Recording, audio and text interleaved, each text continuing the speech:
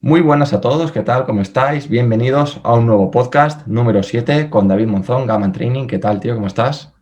¿Qué tal, Mauro? Muy bien, ¿y tú? Muy bien, con ganas de que nos cuentes un poco tus conocimientos, tu experiencia en este mundo del entrenamiento y de la salud. Así que con ganas de aprender de ti. Lo primero de todo, Genial. ¿quién es David Monzón? Bueno, pues esta pregunta para mí es muy fácil. David Monzón es un estudiante, es un eterno estudiante. Soy una persona que me fascina el cuerpo humano en general y sobre todo me parece increíble lo que podemos llegar a lograr con el entrenamiento, sea cual sea el objetivo de la persona. Entonces, ese es David Monzón, un eterno estudiante. Más allá de eso, estudié INEF y luego, bueno, siempre cada año trato de formarme.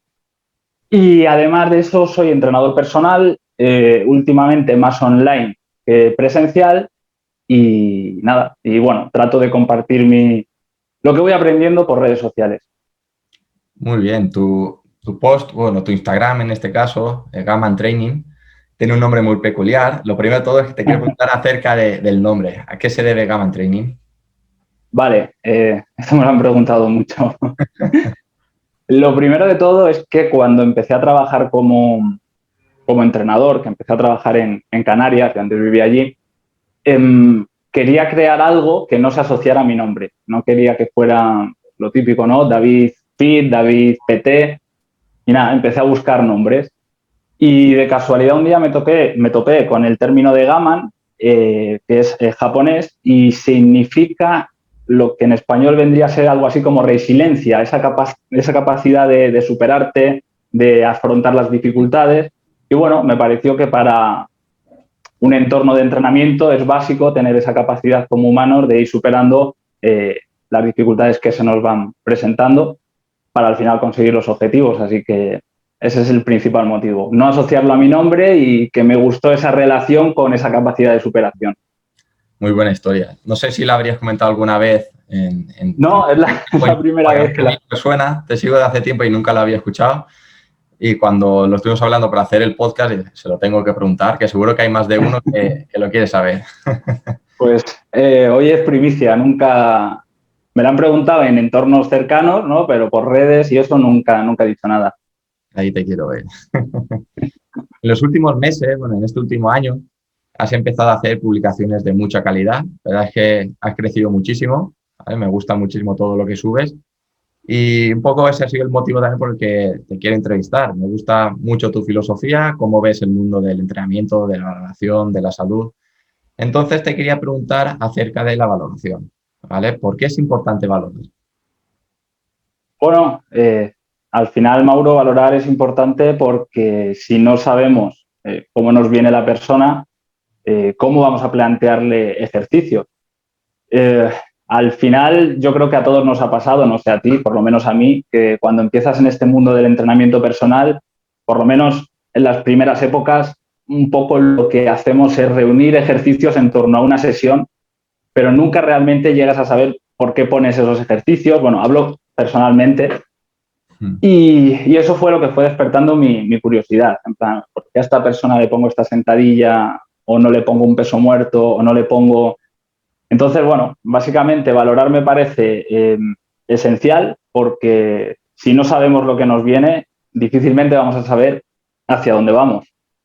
Exactamente. Una de las cosas que veo yo que falla mucho hoy en día es todo el tema de la valoración. Hay gente, bueno, el típico culturista o el típico técnico de sala que hace rutina, hace programas de entrenamiento, típico 4x12 o 3x10 o las descendentes o llámale como quieras, vale. Pero y la selección de ejercicios, ¿de dónde viene? Por eso yo pienso que es muy importante valorar porque sí, está claro que tienes que trabajar en X rangos de repeticiones para incidir aquí o allá o lo que tú quieras y el carácter del esfuerzo, pero la selección de ejercicios para mí es lo primordial. Si no está adaptado a la persona, ese programa de entrenamiento está destinado al fracaso, bajo mi punto de vista. Totalmente. Además, me parece muy curioso lo que has comentado de la típica rutina de culturista y demás, porque yo sí que es verdad que cuando empecé a entrenar, tanto online como presencial, estaba quizás más enfocado al tema de composición corporal y demás. Y a base de entrenar a gente, básicamente, para perder grasa y ganar músculo, que es al final mayormente lo que se hace, me di cuenta de que bueno, venía una persona, oye, es que al hacer este ejercicio, este press de hombro, me duele el hombro, ¿qué puedo hacer? Y un poco las soluciones que veía normalmente era, bueno, pues no hagas este ejercicio y haz otro. O no hagas esto y haz otro. Si total, puedes conseguir adaptaciones de 1000 formas. Y eso a mí, Mauro, siempre me chocaba. Yo decía, coño, pero ¿por qué te duele este ejercicio?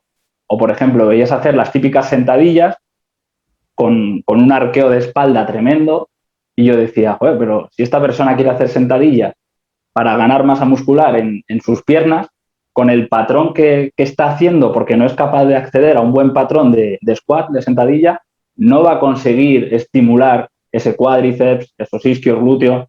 Entonces, a partir de ahí fue cuando fue un poco despertando mi curiosidad de, bueno, aquí hay algo más, hay que aprender y aunque el objetivo en este caso sea estética, hay que valorar igual para esa selección de ejercicios.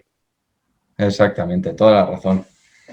Acerca de todo esto de la valoración, hay un sistema que es muy conocido, el FMS. Alguna vez yo he hablado de él en YouTube y también en Instagram.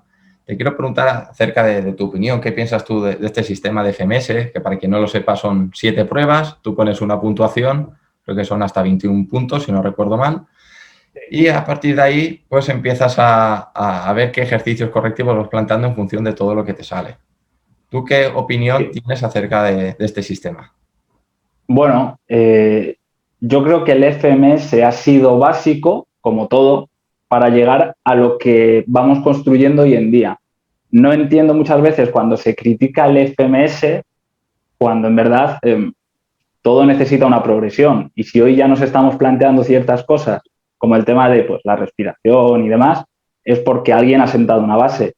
Entonces, mi opinión es que actualmente el FMS para mí está desfasado porque al final estás puntuando del 1 al 3 o del 0 al 3 como una persona hace una prueba. Más allá, o sea, si la consigue con dolor, sin dolor, cuando en verdad ahora mismo la valoración va más hacia un ámbito más cualitativo más que cuantitativo. Entonces, actualmente me parece un sistema que está un poco desfasado, simplemente por el paso de los años, pero me parece que ha sido básico para empezar a construir lo que tenemos hoy en día. Ahora bien, si eres un entrenador nuevo que está empezando, que no sabe muy bien cómo empezar, antes que no hacer nada o que no valorar nada, usa FMS. Yo lo he usado. Yo al principio, cuando no tenía a lo mejor el conocimiento que tengo ahora, usaba FMS y creo que es mejor que no hacer nada y que empezar un poco a lo loco. No sé qué piensas tú, Mauro. Sí. También el problema de la gente que critica FMS, y yo he sido también uno de ellos, hay que ver FMS como una forma más global, que realmente no es solo los 7 test, que tienen muchísimas formaciones que valoran otras muchas cosas. Lo que es que la gente se coge a esos 7 ejercicios. A los 7. Y ya está. A ver, yo comparto también tu opinión. Sí que pienso que, por ejemplo, en equipos o en deportes colectivos donde hay muchas personas y a lo mejor no dispones del recurso tiempo, que es el más importante, no puedes estar 1 hora o 45 minutos valorando a una persona al detalle. A lo mejor, pues esas pruebas, ese FMS en un momentito, en 10 minutos o 15 lo tienes, te lo quitas y si lo sabes interpretar bien, pienso que es lo más importante, más allá de cuantificar del 0 al 3, si sabes interpretar bien esa ejecución de los ejercicios, pues te puede dar algo de información. También digo que los test están hechos para que la persona falle. Realmente un overhead squat con los brazos ahí arriba, sí, con los pies mirando hacia adelante, está súper incómodo, la persona va a cantar por algún lado seguro. Entonces hay un poco también de interés económico detrás en decir, mira, es que si haces esto seguro que tal. Entonces un poco hay que ponerlo en balanza. Sí, tienes una vida, pienso yo, pero si se complementa con otros tipos de ejercicios, pues muchísimo mejor. Totalmente. De que el FMS está desfasado. Otra organización como es la NANS, también muy conocida en el mundo de la valoración del ejercicio correctivo, que para quien no lo sepa es la Academia Nacional de Medicina del Deporte, tiene unas tablas donde a raíz de estos ejercicios, por ejemplo, la sentadilla, el deep squat o el overhead squat, te manda o te dice qué musculatura puede estar sobreactivada, puede estar inhibida, y una serie de ejercicios que deberías hacer para corregir. Te pongo un ejemplo. O tú lo sabrás seguramente, pero para la gente que no esté metida en este mundo, por ejemplo, que no conozca la NASP, dice, vale, si tienes una excesiva inclinación hacia adelante o tienes un aumento de la lordosis, pues puede ser porque tienes hiperactivos los flexores de cadera, por ejemplo, y es que te falla o tienes inhibido el glúteo y te dan una serie de ejercicios para potenciar esa musculatura y trabajar la disfunción. ¿Cómo lo ves tú? ¿Piensas que se puede abordar de esa manera a todas las personas o habría que darle otro enfoque? Bueno, pues Mauro, aquí un poco como con FMS. Creo que al final son unas pautas globales muy enfocadas a nivel únicamente de la función muscular y en mi opinión creo también que se queda un poco cojo porque al final determinar que porque te inclines en una sentadilla tienes los flexores sobreactivados o muy tensos, creo que es muy reduccionista.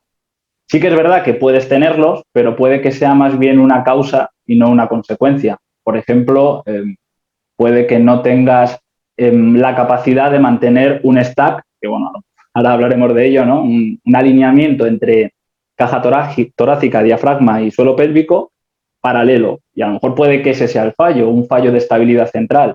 Entonces, reducirlo, por ejemplo, no, tienes los flexores sobreactivados, me parece reduccionista. Que puede que los tengas. Y, y bueno, incluso puede que siguiendo esos protocolos, aunque tardes más tiempo, puede que también mejores. Sí, al Es final. otra opinión que tengo porque al final, bueno, tú vas, vamos a decirlo sencillo, Mauro, vas desaflojando esos puntos que sí o sí vas a saber que vas a tener más tensión, vas poniendo fuerte otros y es un poco como dar martillazos al metal sin fundir, lo digo yo, que bueno, que al final le puedes dar la forma que quieres, pero bueno, si consigues ir al origen del problema, fundir ese metal, luego te va a ser mucho más fácil darle forma. Sí, Entonces, bueno.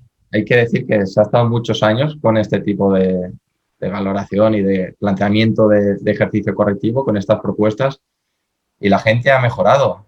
O sea, Claro, eso es. gente que menos, personas que les habrá ido fatal, que incluso les ha empeorado, porque no han atajado ese problema de raíz, pero seguro que si está ahí es por algo. ¿Vale? No lo estoy defendiendo como tal porque también opino como tú, que habría que valorar un poquito más, porque a lo mejor ese fallo está en el stack, como hablas, en ese apilamiento.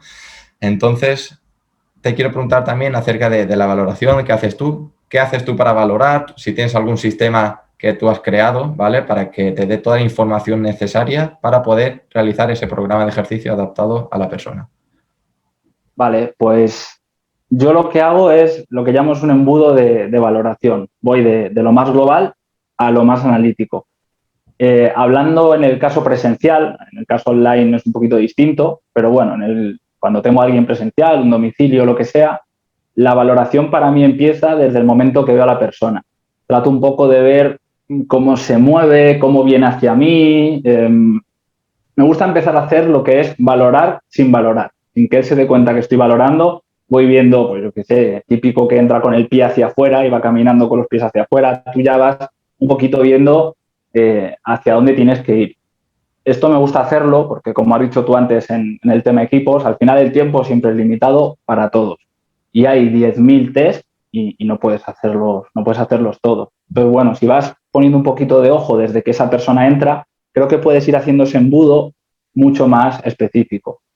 Y luego, realmente donde empiezo ese embudo de valoración es en la entrevista inicial. Cuando yo ya le voy preguntando a la persona, que muchas veces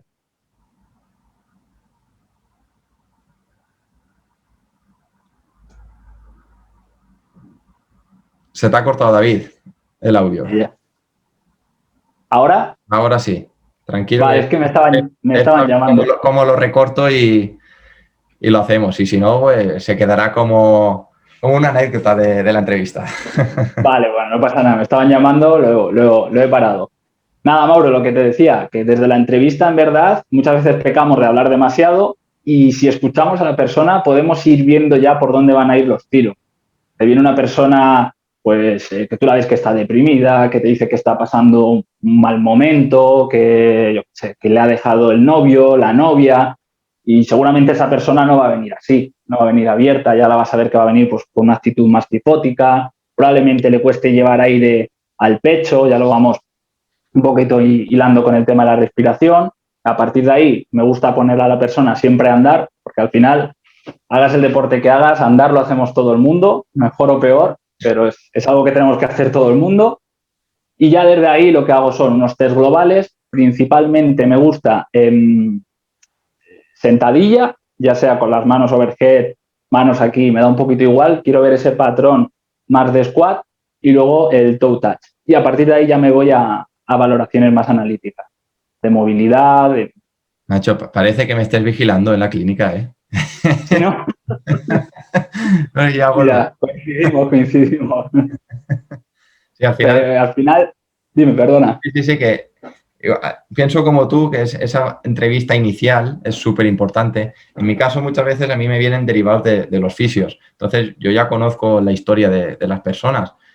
Y yo les digo, yo ya sé qué te pasa, pero quiero que me lo cuentes, porque el cómo te lo cuenta también es ese primer punto, esa toma de contacto con la persona y una forma de que ellos se abran y empiezas a ganarte al paciente o al cliente para luego tú poder apretarle con los correctivos. Luego, a partir de ahí, lo mismo, digo, camina un poquito que te vea, con zapatos, sin zapatos, y les hago también la sentadilla, el toe touch, y a partir de ahí de lo que veo, ya voy atinando hacia lo que voy viendo. O si viene, por ejemplo, una persona con una lesión ya súper específica en el hombro, pues sí, le miras de forma global, pero vas a incidir un poquito más en todo el complejo desde cadera hasta cabeza. Eso es. O incluso si te dice, oye, mira, trabajo de pintor, pues bueno, pues ya sabes que el hombro vas a tener que ponerle un poquito más de lupa. Totalmente, Mauro. Es que al final, si lo piensas, es lógico, ¿no? Ver quién te viene, ver qué hace en su día a día, ver cuál es su comportamiento y ver cómo se mueve. No hay más. Exactamente. ¿Hasta qué punto te fijas tú en los detalles, por ejemplo, en la valoración? En la cara que puede poner la persona, si levanta a lo mejor los dedos un poquito cuando hace la sentadilla, a la hora de caminar, si le molesta o no un test muscular. Todos esos pequeños detalles, ¿piensas que son importantes también? Sí, sí y no, ¿vale? Yo trato de fijarme en esos detalles, los apunto. Oye, levanta los dedos, mete algo de rodilla cuando hace el squat, lo que sea, pero trato que no me condicione. Y creo que esto es lo más difícil a la hora de valorar. No sé si a ti te pasará, Mauro, pero muchas veces queremos con una sentadilla o con un toe touch o con una SLR, el test que sea, verlo todo. Entonces yo una cosa que trato de hacer es de limpiarme y decir, bueno, mira, pues ha abierto los dedos, ha abierto los pies, apuntarlo sin más y luego seguir en ese embudo yendo al origen del problema. Porque creo que muchas veces pecamos de decir, bueno, pues si ha hecho esto, esto y esto, un poco como el protocolo que tú has dicho de la NASH, pues te pasa esto, esto y esto.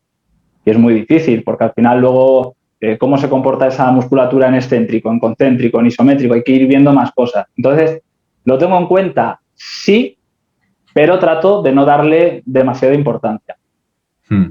A las caras sí, las caras sí que me fijo mucho. Eso es importante. Porque la gente al final, sí, la gente se lo toma como un reto la valoración y eso es lo más difícil como entrenadores, yo creo, que es tratar de hacer ver a esa persona que no lo tiene que hacer todo bien, que tiene que intentar hacerlo como pueda. Y creo que eso es lo más difícil realmente como entrenadores, ¿no? Que no lo vean como retos que tienen que superar. Sí, por ejemplo, en la sentadilla, si esa persona antes de bajar hincha, coge mucho aire, ya sabes que ahí falla algo en la estabilidad central. Si al bajar, abre un poquito los pies, sabes también que pasa algo. O si dices, hazme una sentadilla y directamente hace un stance mucho más alto, mucho más ancho, perdón, también todo eso es información más allá del propio test. Por eso es un poco relacionado esto con lo del FMS que te comentaba. Por el FMS se hace así y así. A ver, y ahí te estás perdiendo detalles también. ¿Vale? Todo esto a mí me da información de la persona. Incluso la persona... Sí, perdona, Mauro. Dime. No, lo que dices, abre los pies mucho, la persona cree que ha hecho la sentadilla bien y tú, vale, abre los pies el doble de lo normal y ya tienes lo que querías. Y la persona encima se va contenta porque dice, lo he hecho cojonudo, he bajado y he subido. Exactamente. estás hablando muchas veces ahora de ir a esa causa, o sea, a la raíz del problema. Pero y el problemilla que veo yo es que mucha gente va directamente a tratar el síntoma, ¿vale? Entonces me gustaría saber cómo haces tú para saber la verdadera causa del problema, la raíz. Bueno, creo que esto es algo bastante complicado. Yo no sé si realmente yo tengo la solución, aunque sí que trato de ir a ese origen. Eh, Hemos estado hablando antes, Mauro, yo soy una persona que estudio a diario, trato de intentar afinar cada día más con esto y sí que es verdad que me he dado cuenta que uno de los puntos más claves a nivel biomecánico, a nivel estructural, perdón, que hay que mirar primero, o que puede ser origen de muchas compensaciones hacia arriba y hacia abajo, es toda esa zona de caderas y de caja torácica. Entonces, a partir de ahí, una de las cosas que me gusta mirar siempre es el tema de la respiración. Que mira, no lo hemos comentado antes, pero va un poquito ahí entre la entrevista inicial y antes de poner a andar a la persona, me gusta ver cómo respira. Exacto. Porque a partir de ahí se pueden generar pues, un montón de compensaciones asociadas que te pueden al final pues restar movilidad de tobillo, pero aquí arriba. Exactamente. Y ahora por aquí un poco quería enfocar esta entrevista contigo. Has tocado el tema del patrón respiratorio. Pienso que es súper importante para el ejercicio correctivo. Para la gente que no está muy familiarizada con este término, el ejercicio correctivo, yo pienso que es todo aquel ejercicio que diseñamos nosotros o que está diseñado para corregir una disfunción, ¿vale? En este caso, pues intentando restaurar ese patrón de movimiento como objetivo principal. ¿Por qué crees tú que ese patrón respiratorio es importante para restaurar el patrón de movimiento, como te está diciendo, en el ejercicio correctivo? ¿Cómo lo usas tú como correctivo, el patrón respiratorio? Más allá de la valoración, si quieres nos puedes comentar en qué te fijas en esa respiración, en qué postura lo pones, o simplemente es de pie como está o de decúbito supino, y a partir de ahí, ¿cómo vas utilizando ese patrón respiratorio como estrategia de ejercicio correctivo? Vale, pues a nivel de importancia, pues me parece súper importante desde el punto de que respiramos unas 20.000 veces al día. Entonces, a partir de, yo me acuerdo la primera vez que leí ese dato, dije, hostia, esto es para tener en cuenta. Un acto que realizamos 20.000 veces al día va a tener un montón de influencia en todos los sistemas, tanto a nivel biomecánico como a nivel orgánico, a nivel pues del sistema digestivo, sistema inmune, etcétera. Entonces dije, esto hay que profundizar sobre ello. Lo que me fijo, primero de todo, en la entrevista me fijo hasta en cómo respira, o trato de ver cómo respira, ya que al final una de las cosas que me he dado cuenta, Mauro, no sé si a ti te pasará, es que la mayoría de personas vivimos como en un estado crónico de bajo grado simpático. Todo el mundo estamos con ese sistema nervioso simpático constantemente activado. Y esto al final lo que hace es ese modo supervivencia y estamos todo el día, ¿no? Que no nos entra el aire, con esa frecuencia respiratoria acelerada. Entonces, desde ahí, desde esa entrevista inicial, ya voy viendo cómo se comporta esa persona. Luego, a nivel biomecánico, bueno, supongo que tú también lo harás. Me gusta fijarme en ese ángulo infrasternal, ver si está muy abierto, si está muy cerrado para ver su estrategia respiratoria y a partir de ahí, pues hacia abajo. Lo siguiente que miro siempre es la cadera. Me gusta colocarle en diferentes posiciones, boca arriba, respira. Ahora sube las piernas, sigue respirando, boca abajo. Y irme fijando también la expansión que esa persona va consiguiendo. Vale. O llevar aire al pecho, no lleva aire a la parte posterior. Muchas veces a nivel visual ya te da mucha información. ¿Qué información te da, por ejemplo, una persona que respira, se le marcan los escalenos, sobre los hombros, son respiraciones muy cortitas? ¿Qué tipo de persona es esta respiración? ¿Cómo lo ves tú? Pues esa respiración, que es bastante común, lo que te está diciendo es que seguramente ese diafragma, que es el principal músculo inspiratorio, no está trabajando como debería. Y al final, como he dicho al principio, el cuerpo humano es increíble, me fascina, y siempre va a buscar una segunda o una tercera solución. Entonces, una persona que esté respirando aquí arriba, como tú dices, suelen tener muchas veces un montón de cervicalgias, los trapecios como piedras, pues ya te está diciendo que su estrategia respiratoria para meter el aire es utilizando toda esa musculatura accesoria. Al final, el nombre dice, son músculos que tenemos que utilizar, pues oye, si estamos corriendo una maratón y apenas nos entra el aire, pero para estar viendo Netflix no hay que respirar así, y muchas veces te entran por la puerta, se sientan contigo a hablar y les ves ya que están todo el día con los trapecios como motos. Ahí Entonces, una marcada como si te fueran a pegar. eso es. Entonces, bueno, ahí ya te da mucha información de cómo está ese diafragma y sigues bajando, pues cómo va a estar seguramente esa cadera. Vale, entonces lo primero que haría sería restaurar ese patrón respiratorio. ¿Cómo se lo enseñas a la persona? Vale, mira. Empezar a hacerlo no bien, porque realmente el diafragma va a trabajar, respires en 3 dimensiones diafragmáticamente o muy superficial, sino de una forma más eficiente. ¿Cómo se lo enseñas a la persona? Hago 2 cosas, depende de la persona. Por ejemplo, el caso que tú me has comentado, que suelen ser ángulos intraesternales muy abiertos, pues ya sabes que toda esa musculatura oblicua va a estar orientada excéntricamente, muy alargada y demás. Pues con ese tipo de personas hago 2 cosas.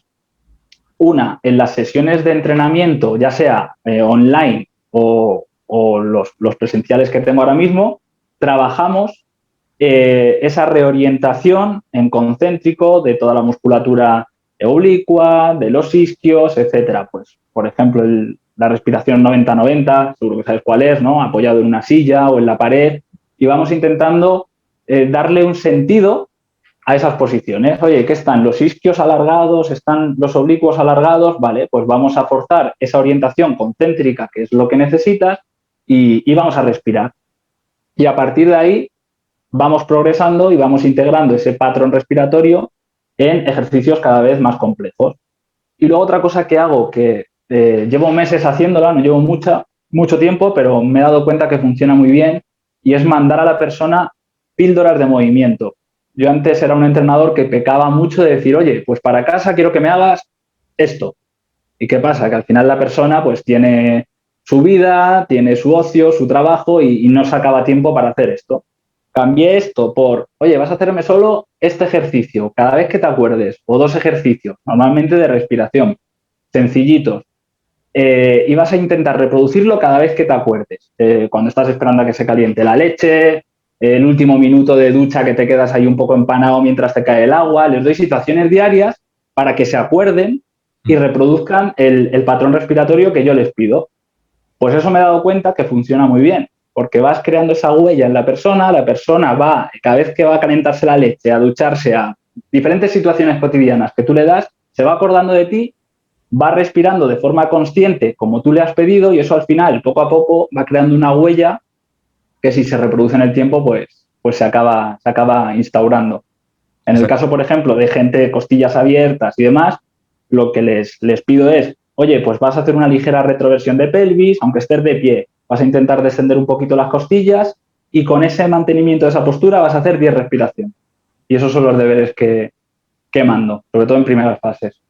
Vale, te voy a poner a prueba. Y si esa persona ya viene con una posición de retro de la pelvis, y costillas muy abiertas, ese ángulo infraesternal abierto, esa estrategia inspiratoria, ¿cómo la abordas?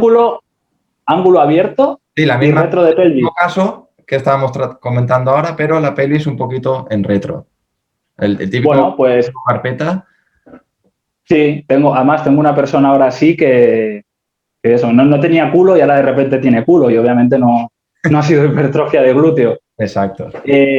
Lo único que normalmente cuando yo me encuentro a alguien en retro suele tener las costillas más bien cerradas. El ángulo, vamos, no me he encontrado a nadie, no sé si tú, con un ángulo muy abierto y luego una retro de pelvis. Yo de momento creo que no. Lo suelo ver en personas mayores de 55, 60 años, hombres sobre todo con un poquito de barriga, ¿vale? Pues por eso te lo quería preguntar, a ver qué estrategia utilizabas tú en estos casos. Pero sí que es cierto que esas personas que van con el ángulo muy abierto suele ir acompañado de una hiperlordosis. Entonces, intenta ir a retro, que realmente no es una retro, es más un stack, neutro. Más neutra. Sí. Exacto. Y a partir de ahí ya empezamos a reposicionar la pelvis, ¿no? Sí, pero te contesto, lo que hago es darle lo contrario. Al final, esa persona tiene los isquios orientados en concéntrico, entonces lo que le pido, hay un ejercicio que me gusta mucho mandar que es de pie en la cocina, te coges la escoba, te pones 3 puntos de contacto para yo asegurarme que hace una buena bisagra de cadera, les pido que apoyen un talón, ¿no? Y que desde ahí hagan una ligera bisagra de cadera. Esas personas que tienen retro de pelvis, a 20 o 30 grados ya le están tirando los isquios a muerte. Y desde ahí les pido que respiren. Por ejemplo, es uno de los ejercicios que hago. Luego, a nivel de fuerza, con esta gente, por ejemplo, una vez que ya están más avanzados, me gusta integrar esa respiración en ejercicios más complejos, como puede ser un peso muerto rumano, con muy poquita flexión de rodilla, para ir devolviendo a esos isquios esa orientación excéntrica. Exactamente. Totalmente de acuerdo, porque yo utilizo también estrategias similares y hay que valorar más allá de, por ejemplo, de lo que decíamos de la NAS. No porque te digan que cuando tiene el ángulo infraesternal muy abierto, ya sí o sí tienes que llevar la pelvis a retro. Bueno, a ver, te puedes encontrar casos y casos y habrá que ver. A lo mejor esa persona lo tiene en neutro y tienen unas lordosis fenomenales, las tiene para las clases de anatomía, que las tiene súper bien. Entonces no le haría falta a lo mejor ese feedback. Pero bueno, sería ir valorando para afinar en cada caso. Te quería preguntar también, David, acerca de del reposicionamiento de la pelvis, ¿vale? Estabas comentando ahora el caso de los isquios tensos, ¿vale? Bueno, en este caso los isquios un pelín más acotados, cargados concéntricamente. Supongo que en el caso de esa persona con anteversión, ya lo has comentado alguna vez en algún post de Instagram, pero para refrescar la memoria, ¿cómo lo harías para devolver a esa, o la persona que dice que le tira mucho el isquio y es que realmente está en anteversión? ¿Cómo harías tú para que no le tire tanto el isquio y que no sienta esa tirantez? Vale. Antes de dar un ejercicio, 2, 3, decir que al final lo que va a hacer que una persona mejore son los programas de entrenamiento. Muchas veces por redes sociales tenemos que ser simplistas y decimos este ejercicio para esto, este para esto. Yo me he encontrado que tal ejercicio a una persona le ha funcionado fenomenal y a otra persona no, y tienes que seguir dándole vuelta. Pero yéndonos un poco a la teoría, al final, normalmente, personas que tienen esa inclinación pélvica anterior, como tú dices, van a tener los isquios rígidos, pero porque están súper alargados. Lo que tenemos que tratar es devolver esa orientación neutra de la pelvis. Entonces, con este tipo de personas, son personas que normalmente les cuesta hacer mucho movimientos de sentadilla. Pueden ser personas que están más orientadas a movimientos de bisagra de cadera, por ese movimiento relativo del sacro y demás, pero les suele costar movimientos de sentadilla. Entonces, por ejemplo, un ejercicio que me suele gustar hacer es contra la pared. Les pido que hagan esa retro, vamos a ponerla entre comillas, ¿no? Que busquen ese stack de diafragma y suelo pélvico, que aplanen incluso un poquito el lumbar contra la pared, que busquen unos primeros grados de una sentadilla y desde ahí que respiren. Luego también hay que darle mucha importancia a esa reorientación concéntrica de los isquios. Un puente de cadera con rodillas un poquito más estiradas que cuando hacemos puente de glúteo.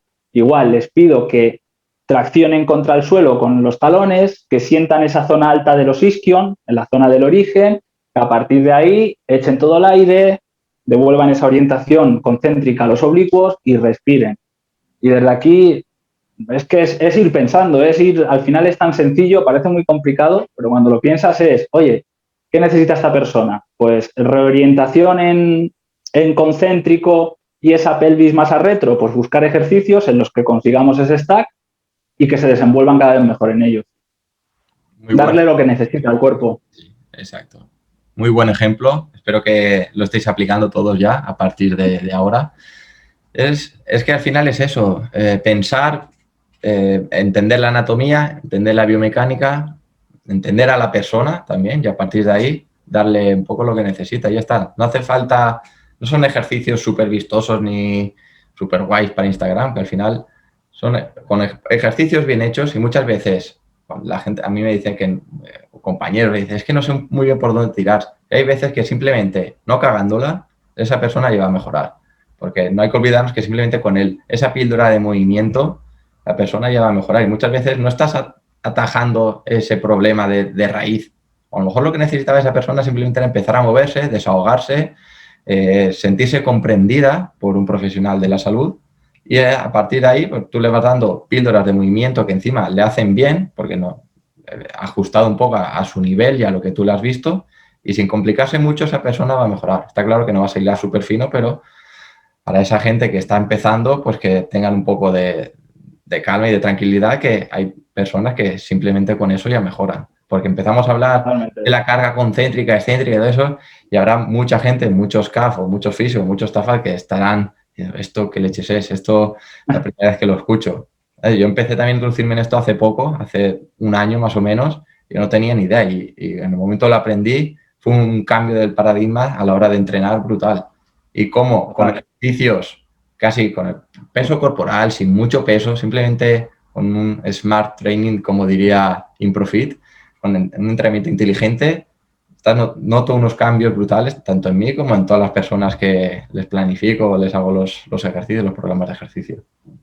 Totalmente. Además, según van pasando los años, no sé si a ti te pasa, Mauro, pero cada vez necesito menos material para hacer un buen entrenamiento. Que si lo tengo mejor, porque al final.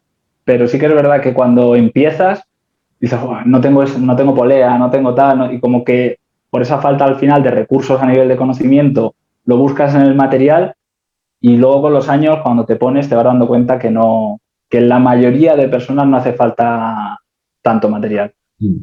Eso me pasa a mí, que muchas veces si a mí me preguntaran, ¿en qué te gastarías ahora el dinero en algo de material?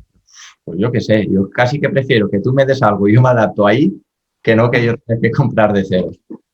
Pero bueno, a lo Sí, mejor sí. unas que te ver un poquito de peso, algo que sea muy polivalente, y ya está, pero teniendo un suelo y una pared, a partir de ahí, eso, imaginación y conocimiento, y ya está.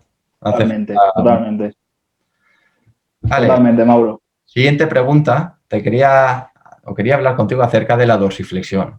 Hace unos días hice explotar la cabeza a más de uno en Instagram acerca de la dorsiflexión que podía estar relacionada con esa sobrecarga un poco de los cuádriceps. Quiero que nos hables un poco de ello, de qué enfoques le darías tú para mejorar la dorsiflexión en una persona que tenga limitación.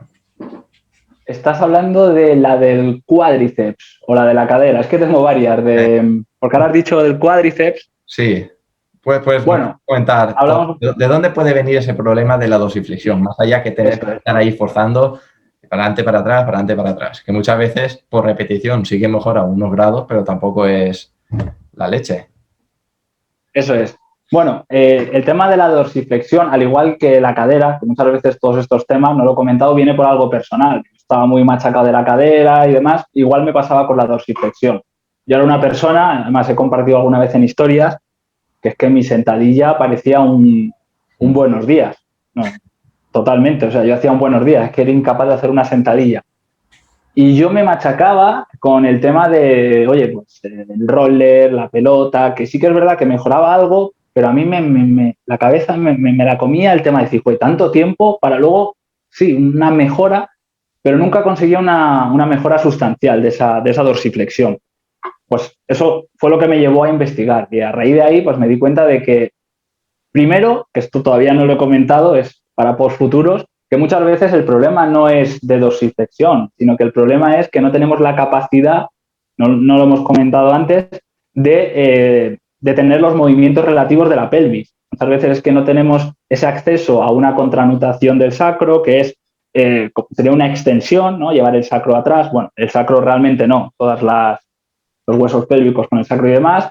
Y eso es lo que te evita a ti tener esa verticalidad en la sentadilla.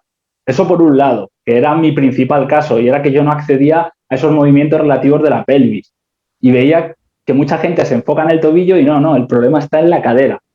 Y luego, por otro lado, es que, oye, puede que tengas una limitación en la dorsiflexión, puede que ese astrágalo esté impactado y demás, pero ¿por qué está impactado? ¿Por qué no avanza? ¿Por qué nos centramos en, pues como está impactado, vamos a hacer un centramiento articular y solucionado? Eso tendría efecto si realmente el origen es ese tobillo, por una lesión, porque ha habido una fibrosidad, lo que sea, pues va a tener efecto. Pero, ¿y si el origen viene de arriba? Volviendo un poquito a lo que hemos hablado. Oye, esa cadera está, por ejemplo, en anteversión, esa anteversión va a hacer pues, que ese bíceps femoral esté como una piedra, ese bíceps femoral al final produce una rotación externa de la tibia, lo que va a hacer al final de última instancia es que el posicionamiento o el centramiento articular no sea bueno y haya esa impactación del astrágalo. Entonces, en ese caso, centrarnos en centramiento de astrágalo, centramiento es un poco como lo que he dicho al principio, dar martillazos contra un metal que no has fundido. Cuando al final colocas esa cadera, todo mejora y de repente dices, coño, sí tengo movilidad de tobillo. Entonces, vienen un poco por ahí los tiros. Exactamente. Al final, para hacer una buena sentadilla profunda no hace falta acceder a unos grados de dorsiflexión muy altos. O sea, unos buenos grados de dorsiflexión. Muchas veces, simplemente abriendo un poquito el stance, abriendo la punta de los pies hacia afuera, si ahí bajas mejor, ya sabes que el problema en los pies no está, va a estar en la cadera. Entonces, habría que ceñirse un poquito y valorar, en ese caso, todo esto que estabas comentando de la pelvis relativa y tal. Es un tema muy, muy, muy interesante. Sí que os recomiendo a todos seguir a David, Gaman Training, en Instagram. También tienes YouTube, ¿no? YouTube, un blog. Tengo, pues el blog sí que es, ahora trato de escribir cuando puedo. La verdad es que no me da la vida, Mauro. Tengo el blog, sí, YouTube, Instagram y ahora desde hace unos meses me abrí TikTok también y le estoy dando ahí caña. Y bueno, trato de... Algún contenido se parece, pero sí que es verdad que este último año ha sido un poco también para mí de estudio de las redes sociales y he aprendido a ver cómo tengo que publicar y qué tengo que publicar en cada red social. Entonces, aunque alguna vez se repita algún contenido, sí que es verdad que el contenido que publico en TikTok no es ni el mismo ni me expreso de la misma forma que en Instagram y con YouTube lo mismo. Con claro. YouTube es otra forma de hacer contenido. TikTok te expresas bailando, ¿no? TikTok me di cuenta, me sentí ahí mayor cuando dije, hostia, han cambiado mucho ya las cosas. Digo, ¿aquí o te adaptas o...? TikTok es, si alguien me está viendo y hace contenido, tienes que ir, bueno, casi todas las redes sociales, pero TikTok aún más, tienes que ir al grano. O sea, no cuentes lo importante en el segundo 6 porque ya te han deslizado. Entonces TikTok es algo muy directo, muy visual. Si puede haber música mejor, entonces es otro contenido. Instagram puedes hacer infografías y sí que es verdad que ahí la gente, al final las infografías es como escribir un artículo pero muy reducido y luego ya para el que quiera profundizar pues ya hago los vídeos de YouTube o escribo un artículo en el blog. Eso es. Vale, te quería consultar ya acerca de libros, autores o lecturas que tú recomiendes, porque todo esto que nos has contado es súper interesante, hay muchísima información y al final esto es solo la base, una capa superficial. Entonces, para todos aquellos que te estén escuchando y quieran indagar más sobre todo esto, ¿qué recomiendas tú aparte de seguirte y de seguirme a mí también? También a ti, Mauro. Pues libros sobre qué temática o... Sí, sobre esto de valoración, ejercicios correctivos, todo el tema de reposicionamiento de la caja torácica. Ya no hace falta que sean libros, sino o artículos que tú hayas visto o autores, mira, o cuentas de Instagram. Estas tienen que ser un must, sí o sí, para toda la gente que le guste todo esto. Vale, pues lo primero, uno de los cambios que yo más noté a nivel de como entrenador es volver a los libros base. Anatomía, fisiología, porque eso te da una base luego para entender otras cosas. Yo esos libros los tenía un poco abandonados y bueno, aquí yo qué sé, pues fisiología pura y dura, anatomía y a partir de ahí luego ir completando pues con algunos autores como seguro que tú los conoces. Conor Harris ahora está subiendo un montón, me gusta un montón lo que publica. El otro chico Alex Efer también me gusta bastante lo que publica. ¿Quién más hay así? ¿En habla hispana? En habla hispana, bueno, pues Mauro. David, ¿no? La gente.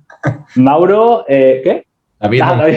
No, ese me han dicho. Mauro, eso es. Bueno, yo he estudiado con la gente de Qualis, Ángel Cifo, David Martínez, Ander, toda esta gente, es que hay muchísimos. La gente de Revolution, hay un montón de gente de habla hispana que también saben muchísimo y nada, aprender todos de todos.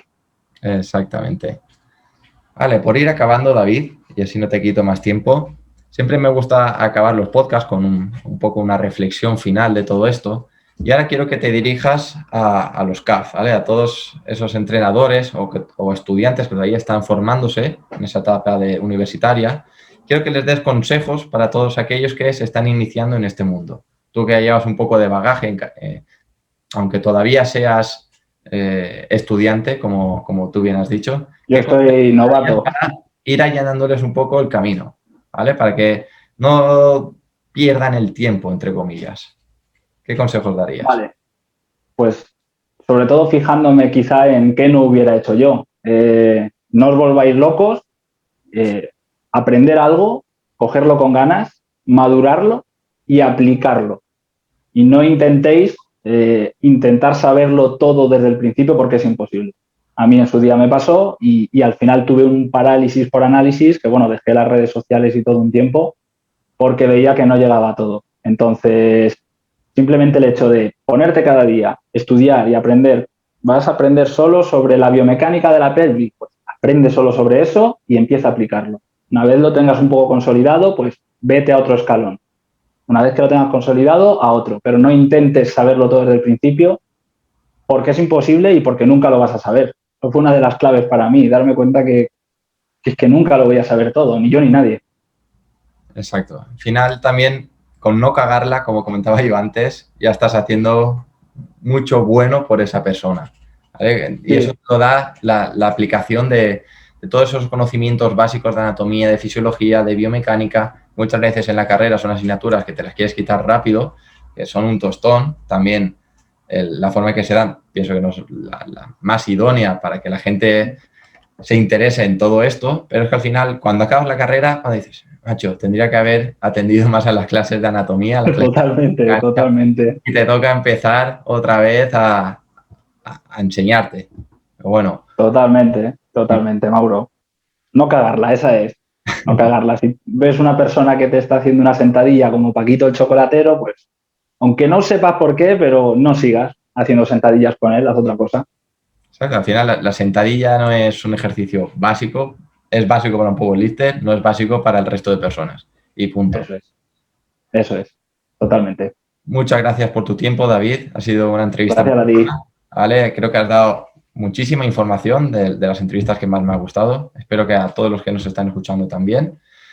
Y nada, deciros que a partir de ahora vuelvo a retomar un poquito el podcast. Tendréis más entrevistas más adelante. Espero que del caché de David con esta información tan buena. Intentaré tocar otros temas también, nutrición, un poco más de fisioterapia. Al final la salud va más allá del ejercicio, incluso un poquito de psicología. Iremos tratando todos los temas. Así que nos vemos en la próxima. Muchas gracias, David. Muchas gracias por Gracias a ti, Mauro, por invitarme. Un abrazo. Hasta luego. Hasta luego.